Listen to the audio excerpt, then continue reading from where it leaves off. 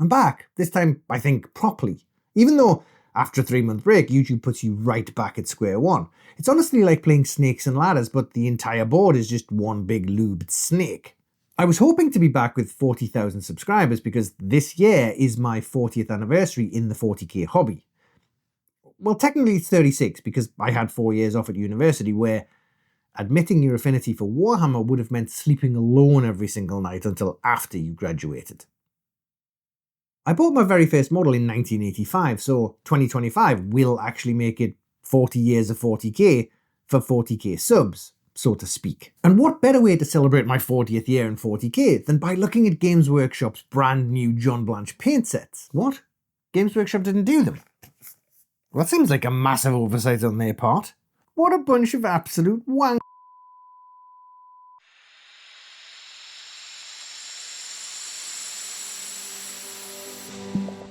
Welcome back to the State of Play. I'm Will, and I'm going to go ahead and assume that by now everybody has seen the John Blanche Paint set from the Army Painter. Probably even the Infinity Paint sets and the new Historical Paint sets. All of which look great, but today I want to get my sharp teeth into the John Blanche set. Now before I start, I want to add a big caveat, huge caveat to everything I say in this video because much of it will be my unvarnished opinion. I want everyone to know I'm a huge John Blanche fan and have been since the mid-80s. And I'm a very big fan of Army Painter due to becoming a recent convert to both the Fanatic range and the Speedpaint range of paints. The paints that came before, not so much. Because if it wasn't water-based reactivation, it was war paints with less coverage than a larger girl's Saturday night clubbing outfit. So bear these two facts in mind, whatever you hear in this video, because you can love things, but still question things. The two John Blanche sets were released to the masses on the 22nd of February, and as I already own and use almost the entire Army Painter catalogue, it was a no-brainer to pick these up.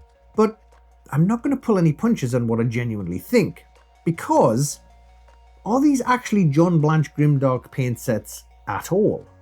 There, I said the quiet part out loud. Never heard of it, sorry. And is John Blanche relevant to anyone who hasn't found white hairs in their nether regions? Army Painter, great! I already replaced all my paints with Army Painter quite a while back, which you can see in this video here, so on that front, I'm already sold. John Blanche, again, great! As I said, I've been a fan of John's art since the mid-80s when I knew him as resident artist and art editor of White Dwarf magazine. I mean, I still have my pristine 1989 copy of Ratspike, filled with artwork from both him and Ian Miller, which I still reference today for painting ideas. But I'm an old man, long in the tooth, in this hobby since every miniature was made of metal and looked like they'd been sculpted in a Play-Doh mold. So, of course, I know who John Blanche is. He's the father of Grimdark, Mr. Grimdark. There's even a dirty, grimy painting style named after him, Blanchitsu. Or is that a small white and gold dog? I get the two mixed up. It's a painting style that can look great if done well, but let's face it, it's also a style often used as an excuse to slap oil washes everywhere and just call it Grimdark. And the models just end up looking bland and shitsu. Bland shitsu. Most of the things in 40k we love today came from the crazed, scrappy, artistically conceptual and amazing brain of Mr. Blanche. On paper this seems like a perfect match. I'm not totally convinced, especially when the price point of one of these boxes is nearly €10 higher than a starter set. And the starter sets have more useful colours that can mix into hundreds of other diverse hues. I know quite a few creators mentioned that Games Workshop was sitting on a gold mine with John Blanche, but realistically, why? Games Workshop have had over 40 odd years to make a Blanchitsu paint set. They never did. And let's be honest, Games Workshop have made money from some questionable things over that time, so they're not shy about parting us from our cash. And even if they had created a John Blanche paint set, it would have only had 6 colours in some god-awful pots, probably one sprue of the most boring Space Marine model ever made, and the entire box would have cost 3 times as much as everything else on the market. I had high hopes for these sets, being a long-term John Blanche fan, but when I saw them I had mixed feelings, because whilst I knew I wanted all the colours available, I didn't really see it as a John Blanche Grimdark paint set at all. specifically. I saw it as all the missing colours from the Fanatic and Speedpaint ranges that many creators, including myself, had already pointed out. I'm almost certain that Dana Howell and Starley from Tale of Painters said similar things. Effectively, it felt like a way of filling gaps in the paint lines, retrofitting omissions or mistakes whilst trading off John Blanche's name for marketing purposes. Now, I don't blame Army Painter for that. It was an incredible coup on their part, and I've done similar things in my advertising career using Pamela Anderson and William Shatner. Not together, obviously. I guess, and I'm trying in this video to pick all my words carefully to not appear overly negative, but were we expected to believe that John Blanche just coincidentally happened to pick all the dark colours that matched perfectly with the existing flexible triads?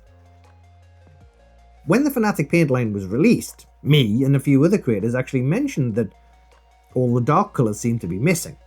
There were no Rhinox Hide or Inkaby Darkness equivalents to name two. In fact, here I am saying exactly that over a year ago.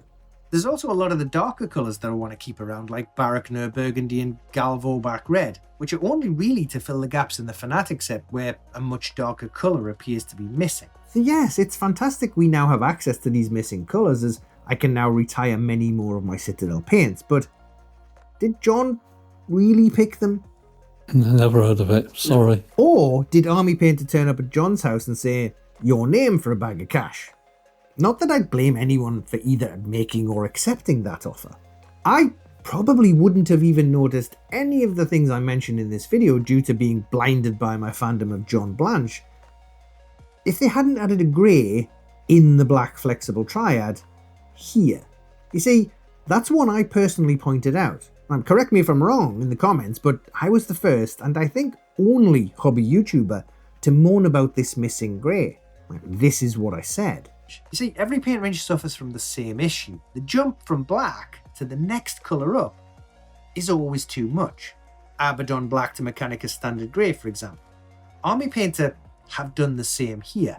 Matte Black to Deep Grey is a big jump in lightness. So when I spotted they'd added the grey, I was really pleased.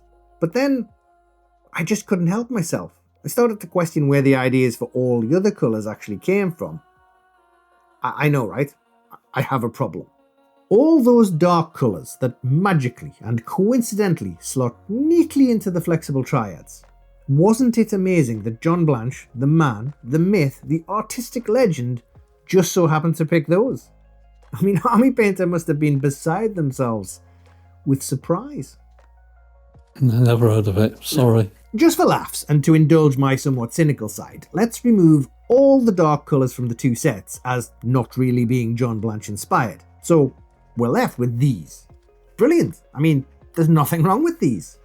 That is, until you realise that Warm Skin Shade is actually an old wash that's being brought back.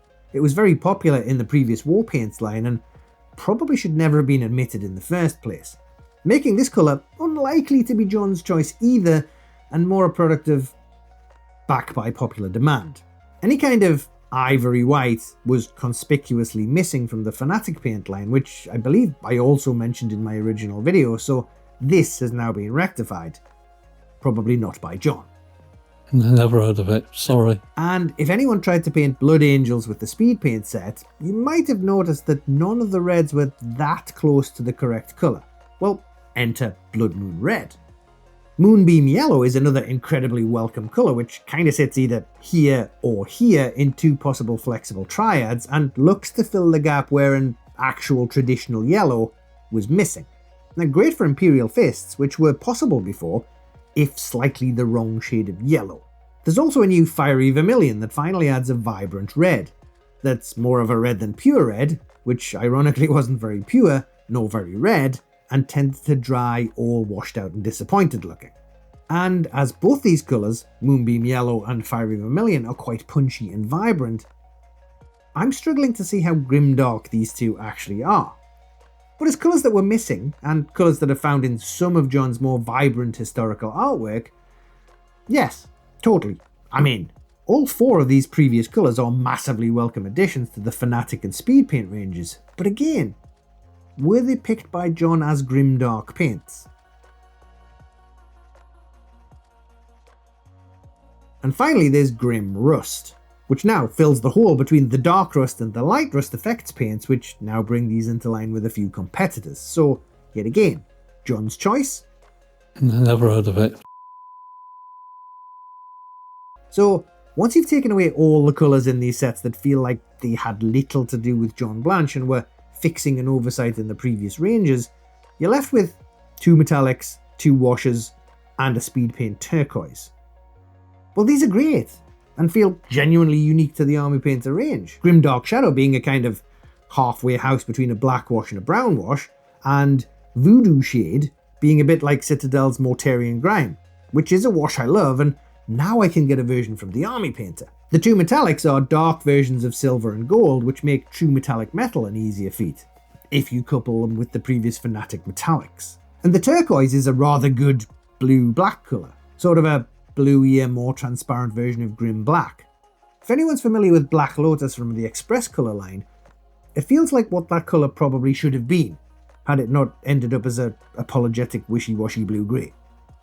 All these new colours come in 2 box sets, Volume 1 and Volume 2. And personally, I'd have preferred them all in one box set to save money, cardboard and plastic, and they're not really what I'd call collector sets. And this is why I see these as extensions to the previous Army Painter ranges rather than a specific John Blanche curated Grimdark paint set. It's possible that John accidentally stumbled on all the missing colours from the Fanatic and Speedpaints, but it's also possible that Army Painter turned up at his house with a box of pre-prepared colours and offered a talented older gentleman a sack of cash to show Games Workshop who's the real daddy. I guess I bought these 2 sets hoping to get my hands on 2 pieces of John Blanche history that I think Games Workshop should have provided but were never going to in a million years, so I was a little disappointed they weren't more collector's items, but was happy that they were far more practical than I'd expected. I was looking forward to 2 pieces of artwork drawn by John which could sit inside my copy of Ratspike until I eventually died, only for my kids to sell it off cheap at a car boot sale because they had no idea of its value. And whilst I am super happy to have a print of John's artwork, dare I be the one to say this, in our hobby he's created some of the most outstanding and iconic art over his very long career, and well, this piece wouldn't look out of place as a tiger pattern on a 60-year-old's dress during a Saturday night out in Essex. I realise that contractually Games Workshop likely own every piece of art John has ever done, but there had to be something in John's 50-odd year long portfolio that could have showcased the colours in these sets a bit more grim-darkly. I mean, it's the same art in both sets. Army Painter, you couldn't even stretch to 2 different images? Sarcasm aside, if you're an owner of the Fanatic paint line, then these fill all the gaps you may have found in that range. If you only use speed paints, then I'd probably say wait until you can buy the individual colours, which I assume they'll be doing, otherwise how do we replace them when they run out? As both a very, very long-term John Blanche fan and an Army Painter convert, I think these 2 sets solve almost every one of the minor issues I had with the original ranges. I would totally recommend these as an amazing addition to an already great 2 paint ranges, but as a John Blanche Grimdark set of paints to use on their own, I don't really think they'll work like that. They aren't really a starter set.